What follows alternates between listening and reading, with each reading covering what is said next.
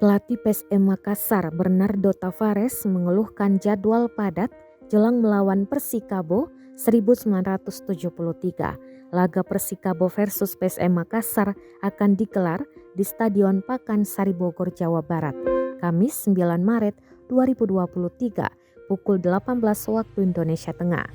PSM Makassar hanya punya waktu istirahat 4 hari setelah melawan Persis Solo.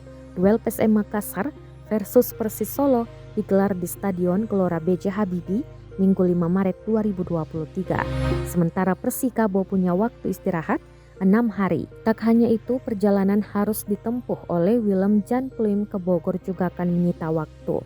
Bahkan PSM Makassar bermain di markasnya harus menempuh perjalanan darat 155 km atau 3 jam.